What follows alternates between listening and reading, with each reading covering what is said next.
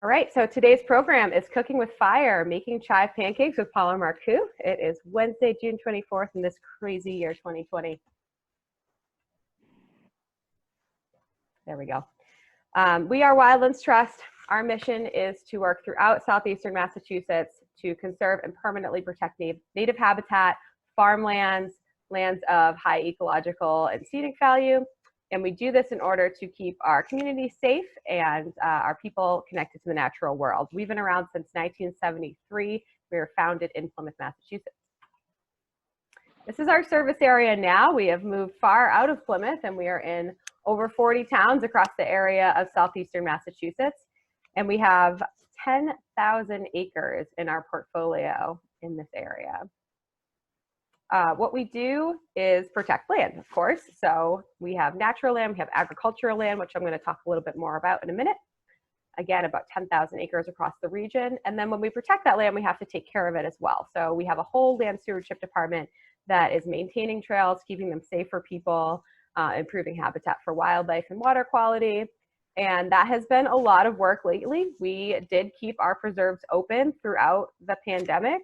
And some other organizations did close their preserves. So our stewardship department did an awesome job at maintaining the trails and keeping up with a very high increase in foot traffic on our preserves. Another thing that we do at Wildlands Trust is educate. So that's why we're here today. We do community engagement, we do programming, we have youth programs, all kinds of stuff going on to connect our communities to the natural world. And finally, none of our work would be possible without collaborating with the many, many other organizations, towns, state agencies within our service region that help us protect land and help us bring programming to people. Where you come in is our membership program. So as a nonprofit, we are relying on members, we're relying on donations to do our work. We are coming up to the end of our fiscal year at Wildlands Trust. So we are in the final stretch of our membership drive this spring. If you want to join us or renew before June 30th, your impact will be doubled because we do have a matching gift. So our membership starts at $50. If you join at the $50 level, Wildlands Trust will receive $100 instead. So it's a really great time to join, although you can join anytime throughout the year and your membership is good for 1 year. Another good reason to join before June 30th is that we will give you the chance to give a free 1-year membership to a healthcare worker in your life, and that is just to help our healthcare workers get outside and enjoy nature. We know they've been working so hard right now. That being said, our preserves are free and open to the public for anybody, but we figure the more members, the more people know about our preserves, the more people can get outside and enjoy them.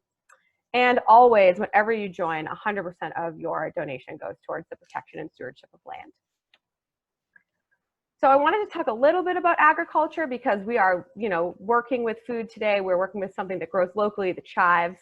They're so delicious. We have a connection to agriculture that we don't talk about as much as we talk about our connection to, land and trails open to the public. But there is a tool in Massachusetts called the Agricultural Preservation Restriction, APR. And Wildlands Trust holds several of these restrictions on land that is still privately owned. And those restrictions ensure that that land will be in active agriculture in perpetuity, forever.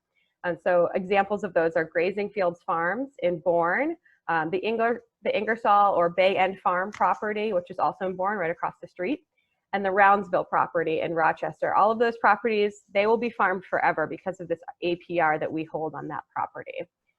We also help facilitate those kinds of happenings, even if we don't end up holding the APR or owning the land, like Anderson Dairy Farm in West Bridgewater and O'Neill Dairy Farm in Duxbury. We do have a farmland that Wildlands Trust actually owns, and that's in Plymouth and Chiltonville along the Eel River. And the Massachusetts Department of Agricultural Resources has the APR on that property. So we've got all these kinds of APR connections across the region. And finally, our headquarters in Plymouth, if you have been, is a former farmland. It was a turn-of-the-century farm that provided food to the community. And our nod to that, now that it's kind of just our headquarters in an open field, is that we do have a community garden there that is very active. We have 17 plots. This is a picture of our community garden. And we are growing, lots of people are growing chives. I'm growing chives out there. They're super easy to grow, perennial, so they come back every year. They're almost impossible to kill, I always joke. And they're really great for anybody who's a beginner gardener who's looking to plant something hardy. They're wonderful for that. They have purple flowers that are wonderful pollinators and are also edible. You can add them into salads or just eat them. They taste a lot like the chive itself. And they grow in abundance. So if you have a chive plant, and actually, spoiler alert, I'm going to be raffling off a little chive seedling here today for you people on the call. If you have a chive plant, you know that they grow in abundance. So today's recipe is going to show us kind of what can we do with all of these chives. I, for one, am always overwhelmed with the amount of chives I have every year. So I am looking forward to learning how to make these pancakes with Paula. So that's us. That's my little introduction. We're going to come back here and hand things over to Paula, unless anybody has any questions. No. Okay. All right. Take it away, Paula. Thanks for listening to me, everybody. I appreciate it. Hi, everybody. Thank you so much for joining us today. Just a moment to tell you about the structure of this course. It's kind of unusual. I'm very much a tactile person and always into the hands-on, so it's been very hard to figure out how to do this in this type of format. But the way we figured out to do it is, well, we're trying to keep everyone involved and give everyone a chance to ask questions. But first, a little bit of a slideshow and talk about the context of these pancakes. And then Rachel has sent you a link to video for the, so that you can learn the technique and see how it's done. And then when you come back from that, then we'll talk about various options that you might have to substitute, any questions you have about the techniques, and so on. But until that time, well, at the end, then we'll sort of wrap up with trying to figure out where you are with this and what you need to learn about. Besides the actual dough making and the process, there's also the cooking with fire portion of it, which for some people might be a really interesting way to start and to bring in their own families and bring in children. It's actually a really great summertime activity to sort of up your ability with fire. So Rachel, whenever you're ready, you can start my slides. So this part of it is really to just give you some context about why this recipe is interesting to me, why it's an important food. It seems like kind of a frivolous thing, but in a way, it's got a really important place in world history, in world food history. And the reason I'm not just plugging my book here, what brought me into thinking about it this way was in the course of writing this book, I started to think about how food technology and fire being one of the main food technologies and control of fire, how that intersected with domestication of plants and how people, amazing humans, were so just so creative in thinking of ways to just improve their cooking and improve their ability to feed their families and themselves, not just to keep themselves alive, but really to enjoy their food. Next slide, please. So this rather unbridled looking fire kind of might bring to mind the challenges in cooking with fire.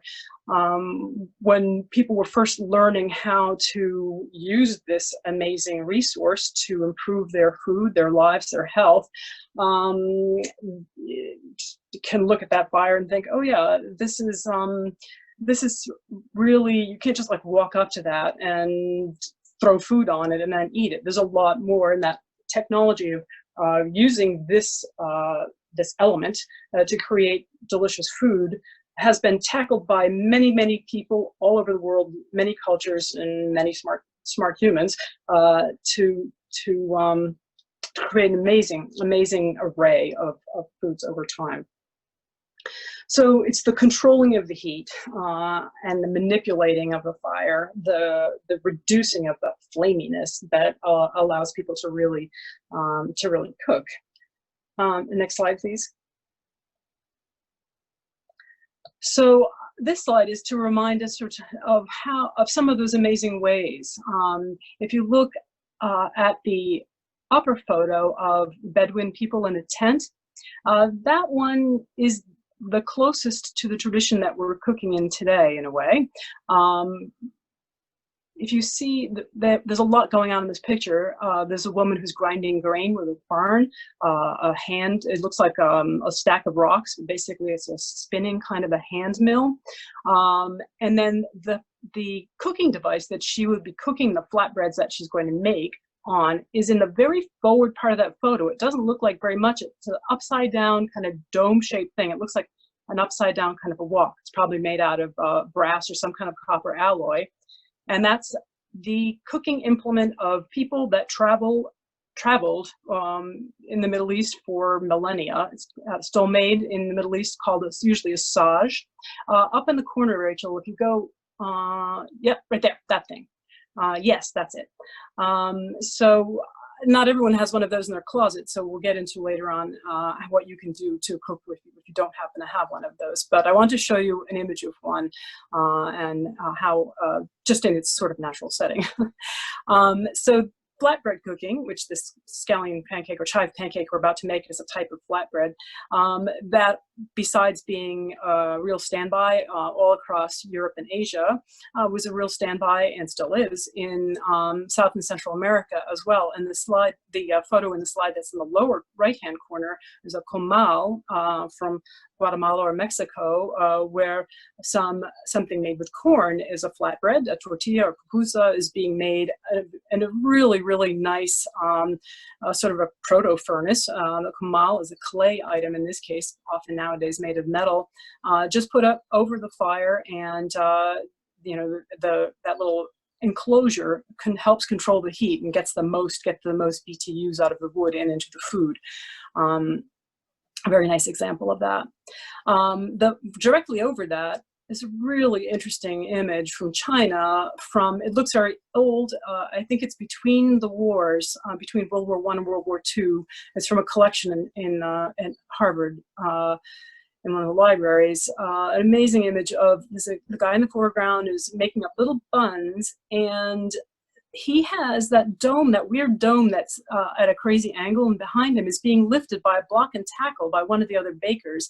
And you can see perhaps, or maybe you can only imagine, that there's all those little buns are on the surface, yes, right there. And there's a fire underneath that, just like the one below in Central America that's cooking them, but the little dome over the top allows them to build up some heat and some steam probably.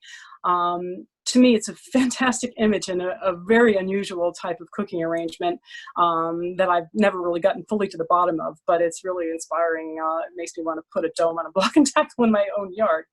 But in a way, that's what Europeans did for their baking since Roman times, using a closed oven that often by retained heat baking is done. And the Dutch painting in the lower corner is there to remind us of the very rich European baking tradition that is not so much a flatbread tradition, because the domed oven allows you to, by enclosing, keeping the heat in, you're mostly baking without a live fire and using that nice soft retained heat to bake every kind of loaf bread that we know, and pies and tarts and roast things as well. But that very rich tradition it's a different one, but it springs out of the more ancient flatbread tradition. So next slide, please, Rachel. So here's one of the few flatbreads that's cooked inside a domed oven. Here we are with the camera virtually inside the oven getting baked at probably 600, 800 degrees. So that's a pizza that's just been flung in on a stone hearth and is baking very quickly there. Pizza, as I said, is one of the few sort of flatbreads that's baked in that way. And it's largely because that's not the primary function. The way pizza was invented was it's a way to feed people while you're waiting for the oven to be hot enough, and gradually it's taken on a life of its own, as you're aware. But for the first maybe 100, 200 years of its life, it was really just a snack food for the bakers while the oven was too hot to bake bread in. So the next slide, please. The other European tradition that is a flatbread tradition, and that goes back to probably Neolithic times, is it's the bake stone or griddle tradition that still is carried on in Northwestern Europe to a degree, with the sort of flatbreads that you might have encountered from Scandinavia, different kinds of cracker breads. This is scones as they were intended to be made originally, which is on a bake stone or griddle. a very delicious way to make scones. So this tradition, it's not separate really from the Middle Eastern tradition. It's just the one that kept on moving westwards. Over again the millennia after the domestication of wheat. The Northwestern Europe is really on the fringes of that tradition and kind of the last Europeans to get a hold of that wheat tradition. They were making flatbreads previous to that using rye and barley and peas and all kinds of things we would consider weeds now. But to go back towards you can go to the next slide actually, Rachel. Back to where wheat originated from. This is the sort of Turkey-Syria borders where scholars feel that the very first wheat was domesticated maybe 12,000 years ago. Previous to that, people were gathering wild versions of wheat and set about improving it to make it more useful for humans. And developing various sorts of breads and so on, and other ways of cooking and eating it. This here is clearly pita. It's being cooked on my version of asage. What you can use, I've used often an upside down wok. I've used, you also can use a flat griddle for this type of bread, and that works fine too. But the asage is just the more traditional Middle Eastern sort of way of going about this.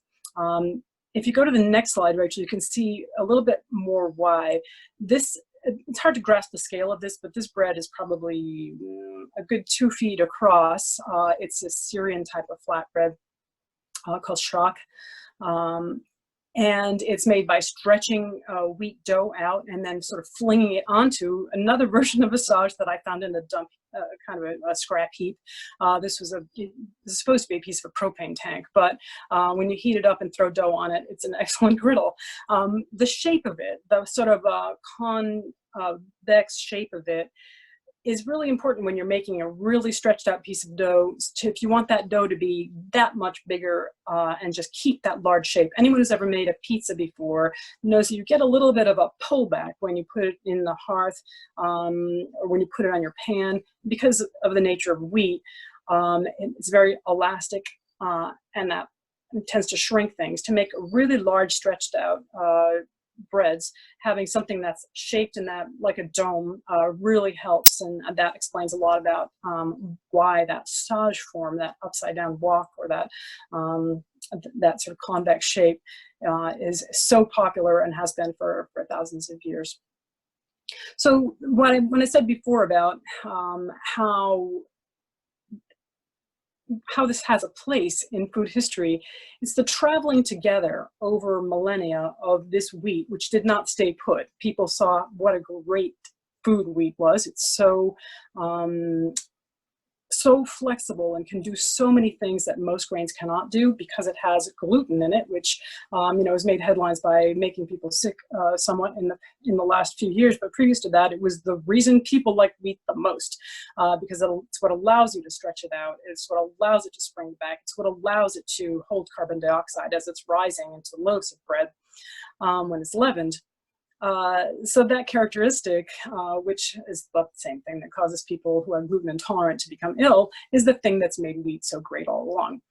So that wheat traveled with these griddles together as a kind of cultural package, and it didn't stay the same. This sort of Syrian version of it, when it went east and west, when in many other ways people used that stretchability of the dough to make layered and buttered and meat-filled kinds of things as well. When it traveled to the west, it became literally something along those lines that everyone's familiar with, lasagna. It's a relative. We don't think of it as a bread, but it's a dough that is stretched and layered.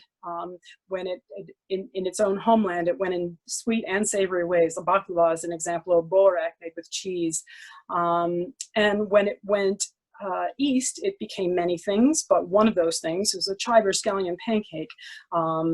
The technique that's used in it is very different from how a Middle Eastern person goes about layering up a dough.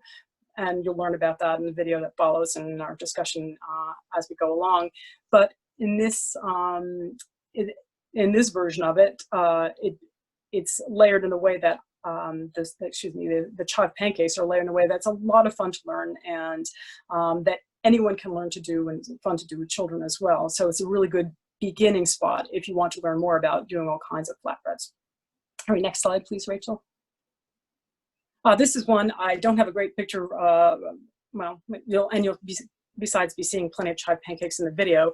This is sort of a made up thing that I called campfire baklava that is sort of made it up as I was thinking about, well, how did baklava get invented anyway? It's by stretching out dough and then by filling it the way that phyllo has been made by stretching out dough, and then it's sold as sheets.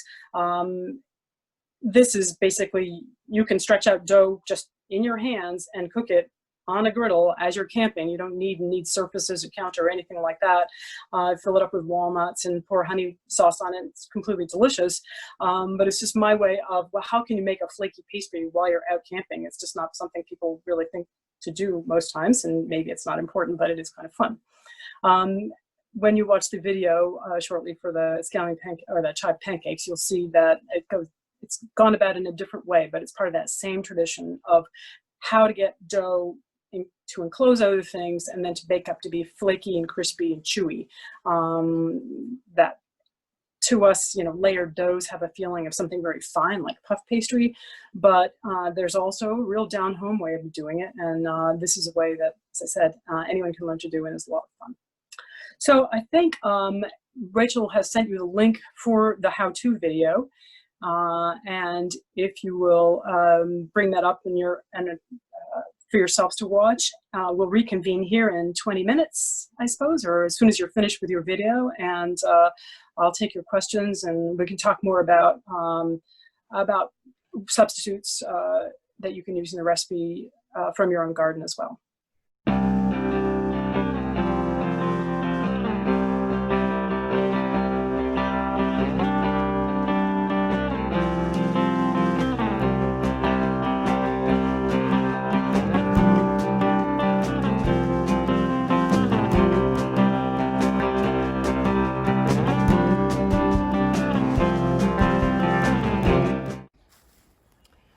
The dough for chive pancakes starts out in a rather different way than most doughs that we're used to, and that's one of the reasons that it's such an interesting recipe. You use boiling water instead of cold water or warm water to mix it, and that gelatinizes some of the starch, which makes a very smooth dough, you'll see, and makes the noodly, crunchy, chewy texture that we like in the finished pancake. So I'm using about 14 ounces of all-purpose flour. In non-pandemic times, I would use a mix of all-purpose and cake flour to have a very sort of a lighter touch to it. But during these times, this is the flour I have, so it's the flour I'm using. I'm adding a teaspoon of salt to 14 ounces of flour, and then I'll add 2 tablespoons of vegetable oil.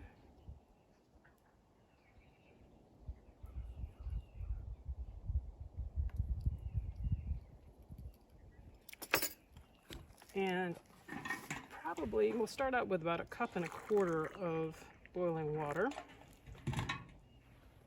and see how that looks. Using all-purpose flour only changes a little bit the way that water is absorbed, so I had to punt a little bit to do it, but again, it's what I have. You can see it's making a very gluey looking dough, and that's the gelatinization process, which is critical to making this recipe actually work well. So I'm being careful now not to add too much water, because at this point you can't really see how much water is already in these clumps. A tiny bit more.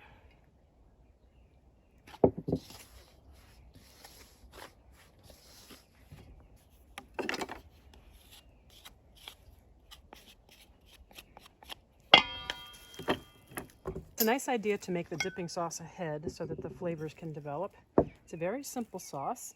Again, I've had to modify it a bit because of pandemic times. You'll see in the recipe in Cooking with Fire that I call for 2 fancy types of soy sauce. Today I'm reduced to using the soy sauce we can buy at our local store, and it's fine. It's completely fine. So a couple of tablespoons of soy sauce, a tablespoon of rice vinegar.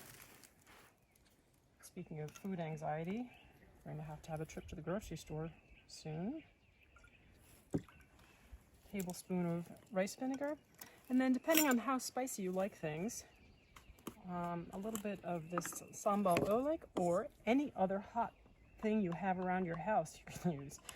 Again, during pandemic times, I'm going to add, that's about a teaspoon or so, because I like it to be spicy. And then this mess is going to be way too salty to enjoy as it is. So it's key to add enough water to sort of open it up. And that requires tasting. And because I'm serving this to only my family, I just stuck my finger in it.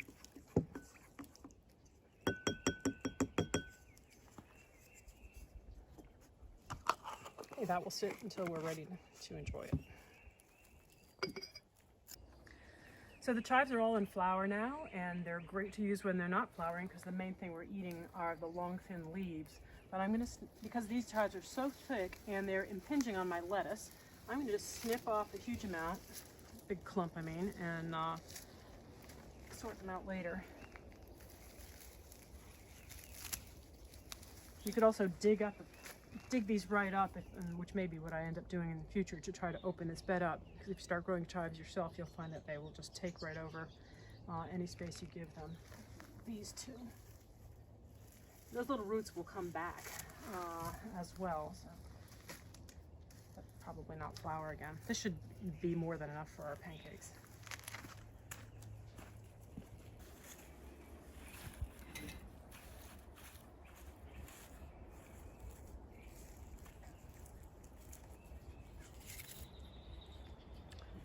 Put these flowers aside for later because they're so pretty and they're edible, and you can use them in different things. The flower stalks themselves, though, are a little bit too rigid to be delicious in a pancake, so I'm snipping off the parts that I will not be using, putting those aside, and then putting the tender leafy greens to chop up.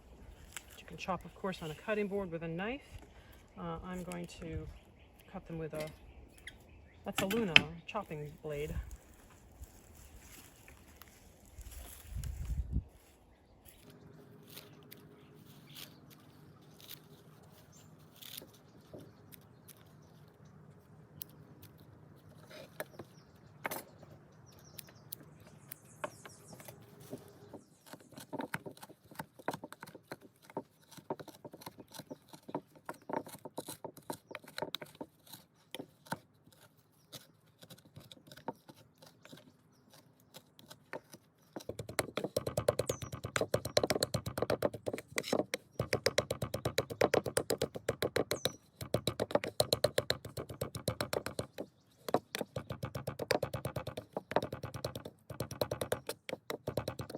The dough has had a good rest.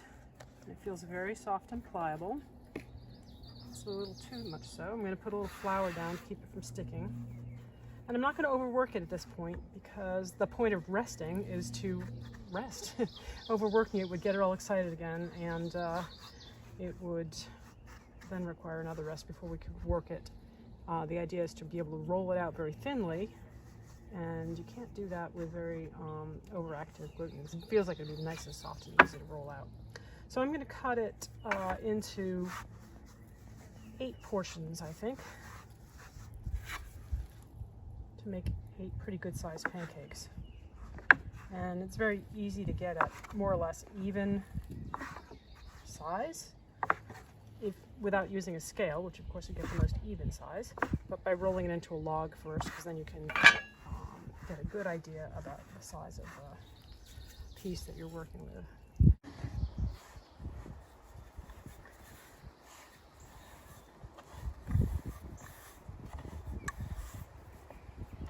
Putting a little bit of flour underneath to keep it from sticking, but I don't want to incorporate any more flour than necessary. So just enough to keep it moving. You can see when I'm rolling it out, I'm using the rolling pin to push the dough from the center. I'm not putting a lot of pressure and rolling through the whole thing. I'm really just working from the center outwards. And that technique of rolling will work for you whether you're making pie crust or pizza or any kind of dough you're trying to stretch out. So I'm only rolling it as far as it very easily rolls, because a lot of the crispiness and crunchiness of this and the layering effect comes not from this step, but from the next step. So I have here some Chinese toasted sesame oil that I'm going to coat lightly the entire surface.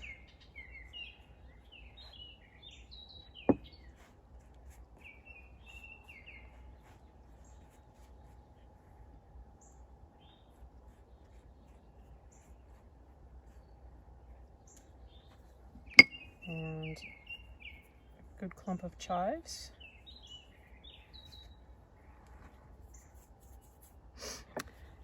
And now I'll roll it up.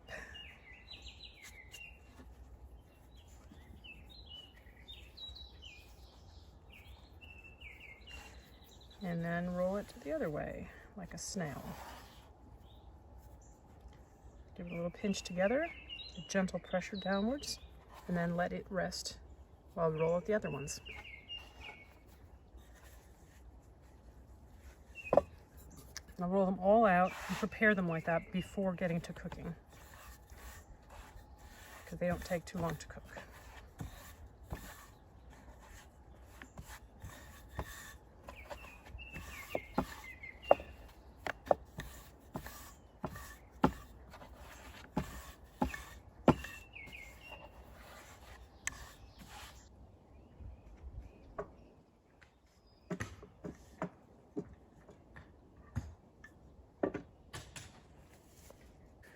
So to cook these pancakes, I have made a really small fire with the first 3 rocks that came to hand around it, because I'm going to use this pan right here. I'm on a little hillside, which might be a problem if I were using this pan. It would be hard to level up.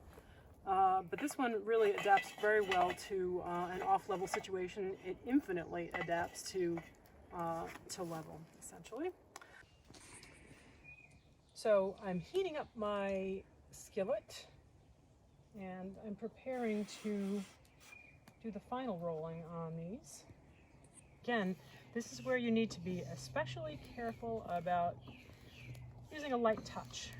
If you really jam on this, you'll drive out a lot of the layering effects, that all of that complex geometry you applied to this during the double rolling process. All that geometry gave you what should be a nice flaky, chewy pancake. And if I really overwork this at this point, I'll drive some of that out. So I'm not trying to make this as thin as possible. I'm trying to achieve something under 1/4 of an inch, but not too much less, more than 8.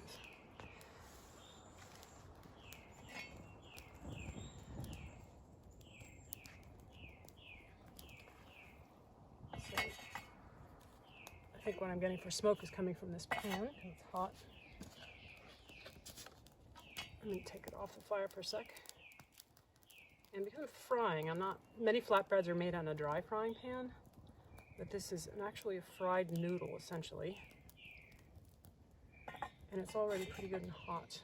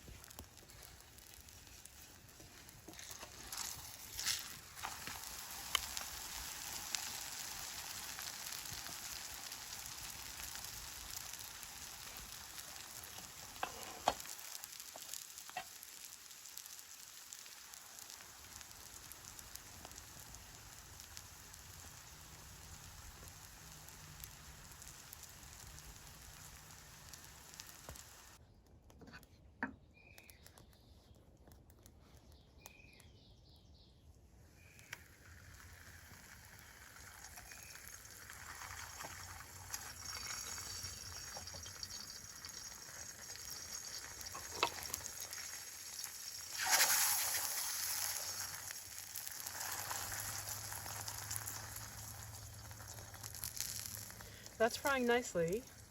It's pretty hot. If I decided that it was really too hot for a moment, that's something a little bit difficult to deal with in your own kitchen. But here outside, I can just take the pan off and put it in a cool spot for a second, and that will really cool the frying down. And if you were making a lot of these and you decided that the arrangement wasn't quite right, maybe some larger rocks would work better for you. There's a lot of just sort of figuring to do each time you do a project like this. But that's the fun of it. I think this heat's pretty good, actually.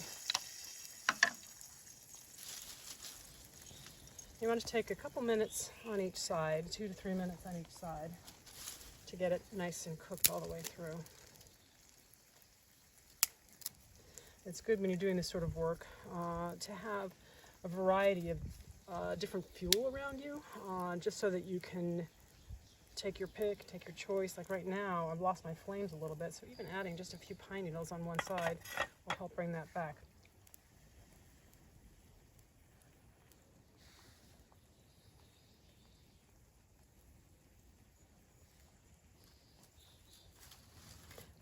Another thing about using little twigs is that they don't take long to burn out, so things change very quickly from hot to cool, and you can see that just by watching what's going on. You can see the pan's cooled down a good bit, well, partly because I cooled it.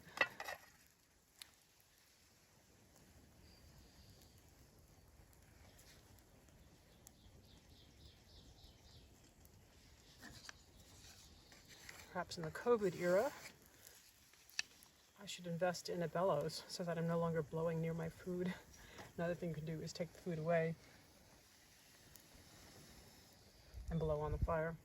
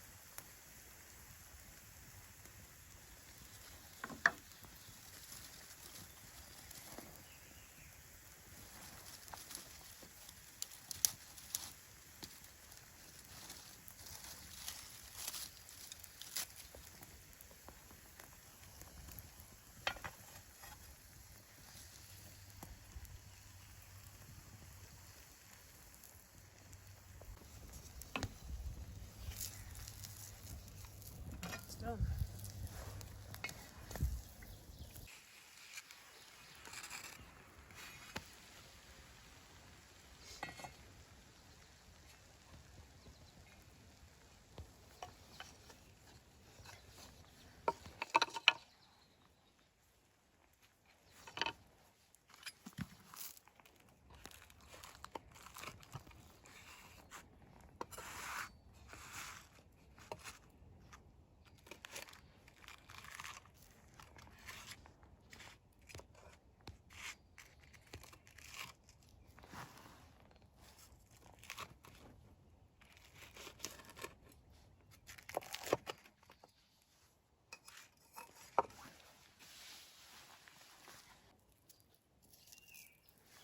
As I mentioned, these chive flowers are edible and they're quite lovely. You could put them right inside the pancake if you wanted to, but that seems like kind of a waste. But they look quite lovely as part of our sauce. Or some other kind of garnish, great on a salad. A lovely subtle chive aroma. Cool enough to eat, so we'll try it.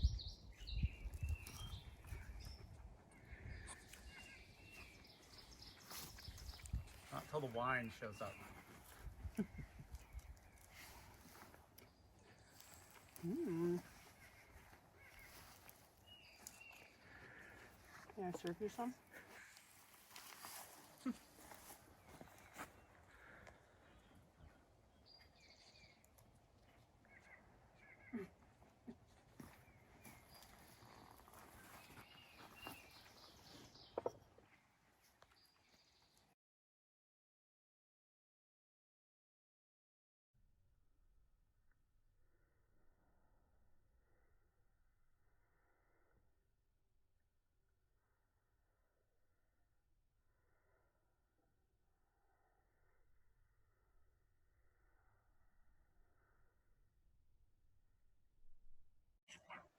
Yeah, I can ask. There are two questions in the chat that I can answer, and but even before I do that, don't want to forget to talk about other things from your garden you can use instead.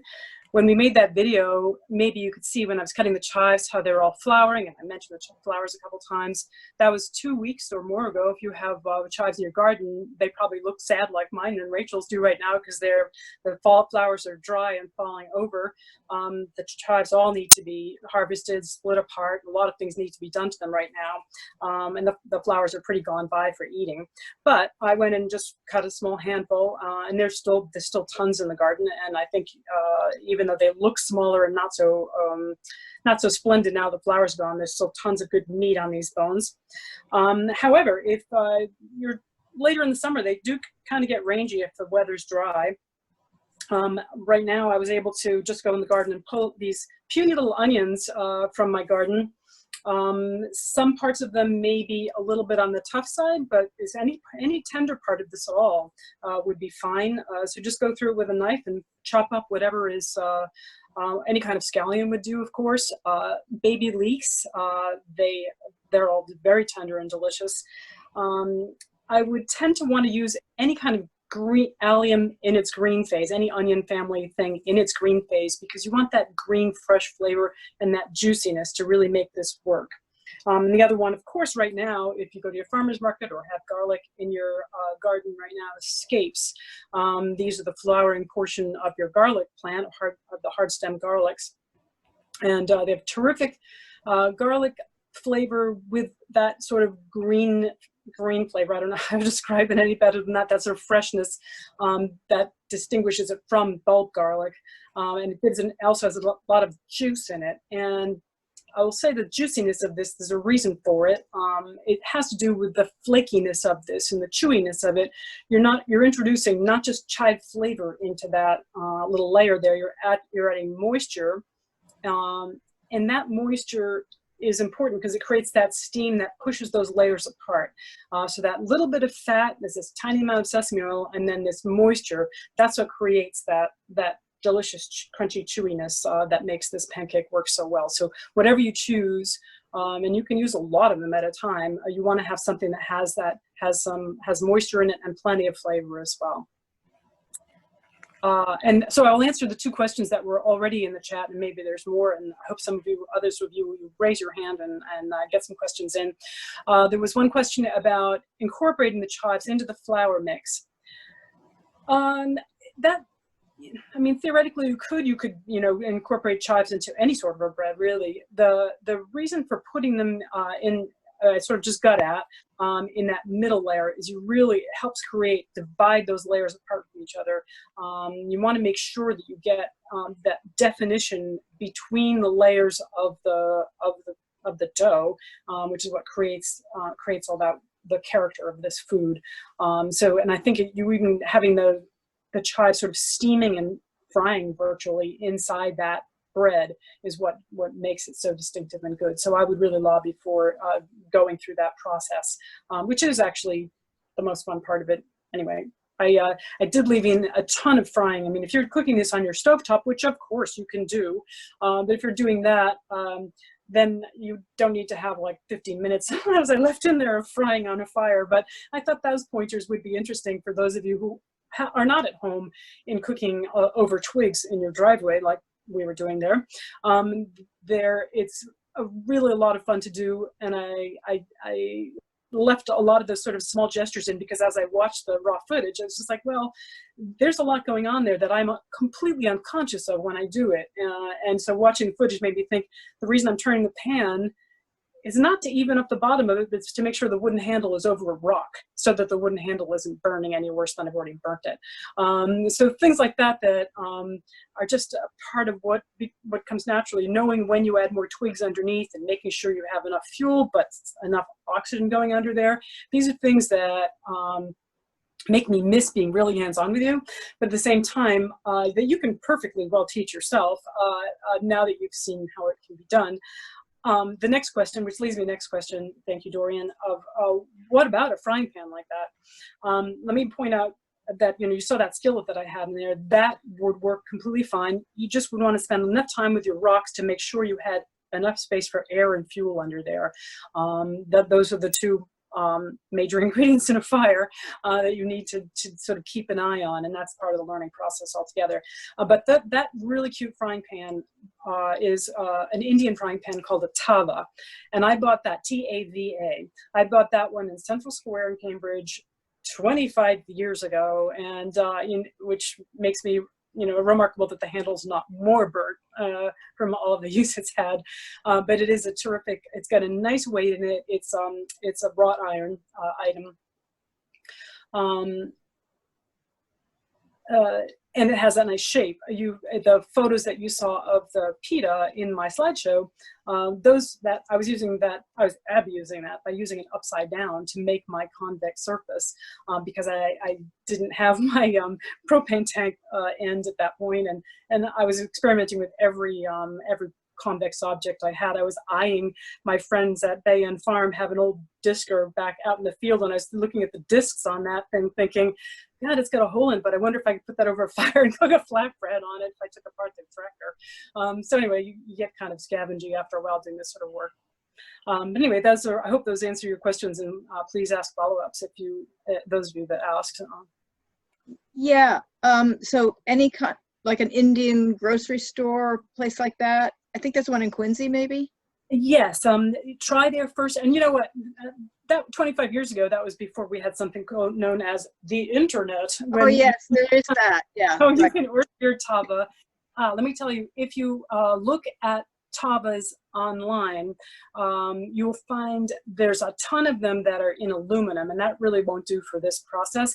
The aluminum tava became huge in the Caribbean, and there's a cassava flatbread that's as you probably know, a lot of Indian people and culture moved to the Caribbean over the last couple centuries of colonialism, or were moved there, whether they liked it or not in some cases. And so some of these Indian foods have become incorporated into Caribbean cooking. And so there's a cassava bread that uses a tava in the Caribbean, and very often these Caribbean ones are made of aluminum, sort of spun aluminum. So make sure you're getting an iron one. Okay, great, thank you. And I'm sure it's available online, so you don't even have to. Yeah, some people have already put links in the chat box. Wow. Oh, good, cool, good. Yeah, and this particular one, because you are basically frying. You can use pretty much any kind of a heavy duty pan, and like I said, you can do it on your kitchen stove in any kind of pan that you're used to frying in.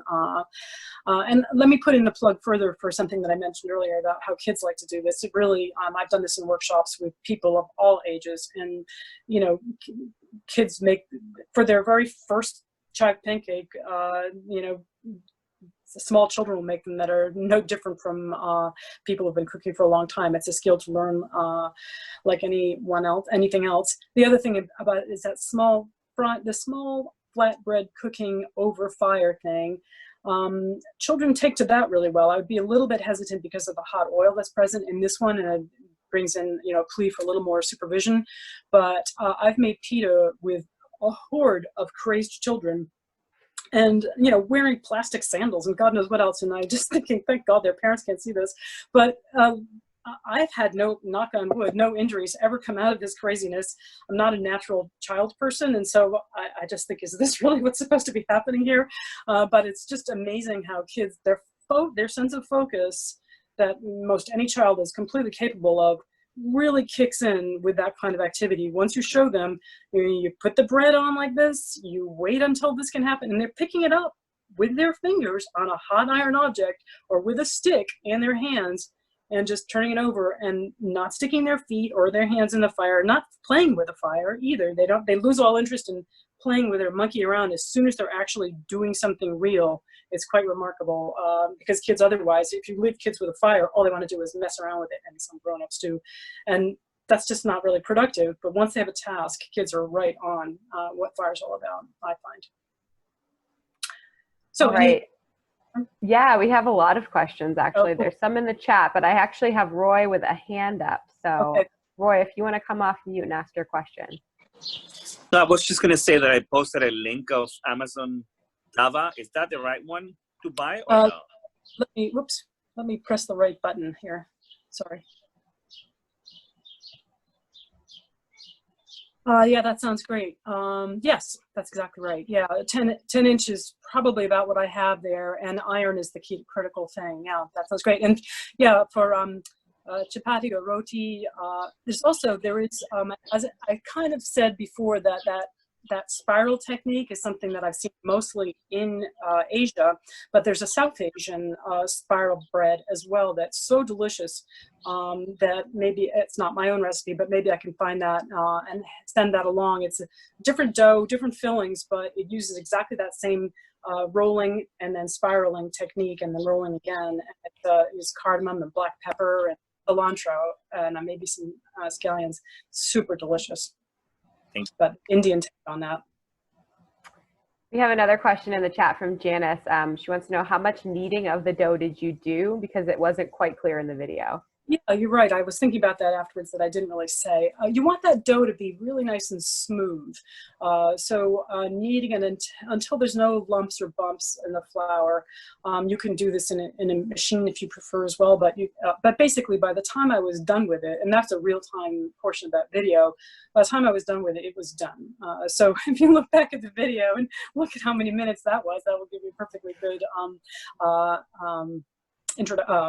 assessment of how long it actually was.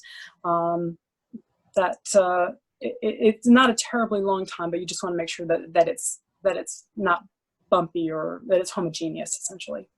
And then the rest period is really important to, like with anything else, if you have had trouble with making pizza because your dough is snapping back, or anything that we're manipulating dough and it just is, the glutens are very active.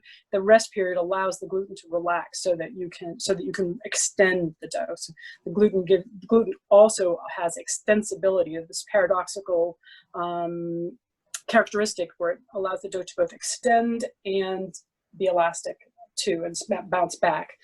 So the rest period allows the extensibility. Working it makes it tend to bounce back. All right, we have several questions from Diane. Do you replenish the oil for every pancake? I like to have a little puddle of oil in there. It fries the best if there's enough oil to rise up into those sort of creases in it. Otherwise, it doesn't get as crispy. So if the pan is nice and hot, it will not absorb too much oil, but it is a fried thing, so it will take some oil up. But yes, I generally will replenish it so there's a little skim of oil on the bottom because it will take up a little bit. Yeah, that's a great question. And then when they're ready, do they bubble? They should smell great and be brown and crispy and sort of evenly brown. It's very easy to, like, if you have it's a quick way to notice if your fire is really hot is if the part that really is in most in contact with the pan starts to darken way ahead of everything else. And also that can happen if you don't have enough oil. That's the other thing about making sure you have enough oil in the pan, is that the hot oil is getting into those crevices and cooking the inside as well. So if you're noticing it's cooking very unevenly with dark and light, then give yourself another tablespoon or so of oil in the next one. And generally, with most pancakes, the first one might be for your dog. So that's the learning curve of pancake making, is that, the learning curve of pancake making is that you are figuring out your heat and what your pan is doing. And sometimes pans are really quite hot at the beginning. When you're adding cold food to your pan, of course, it's pulling heat out of your pan and will begin to naturally take that temperature down. So don't overdo it and overcool your pan.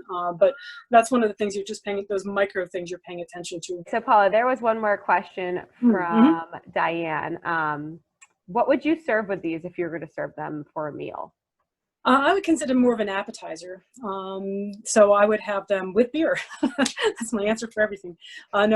Some with beer and peanuts, that kind of thing, and then have before any sort of meal. They are, they have Chinese nature to them. So if you're having another Chinese meal, or even if you're having these days Chinese takeout, you could have this first, have a homemade part first by your fire, and then have a picnic with takeout Chinese food if you aren't into cooking yourselves. Let me point out, though, right now Plymouth Farmers Market is going on. And those of you that are elsewhere, I'm sure you have farmers markets near you. The Asian greens right now in the farmers markets and at farms, like at Bay End Farm, terrific.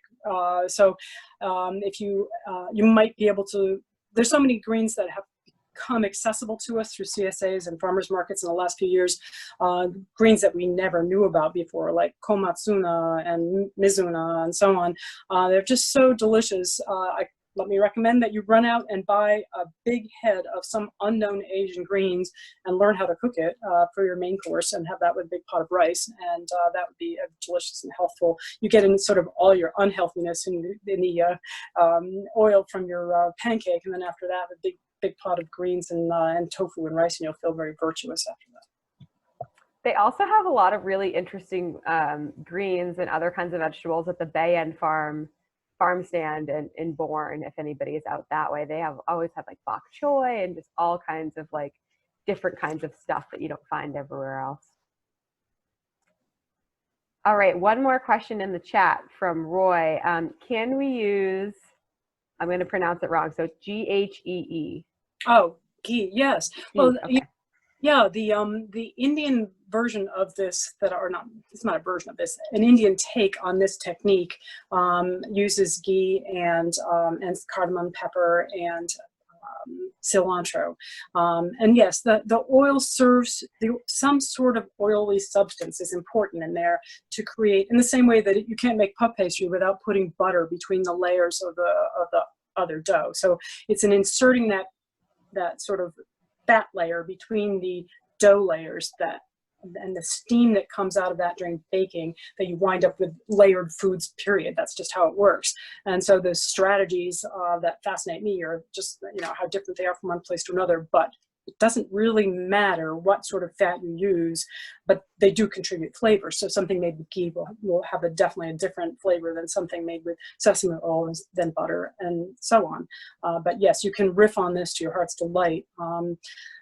Yeah, and I think I will put together for Rachel, put together that other recipe, which is from an excellent book, which I'll give you the full information on. So if you want to follow up on this type of baking, another place to go for it.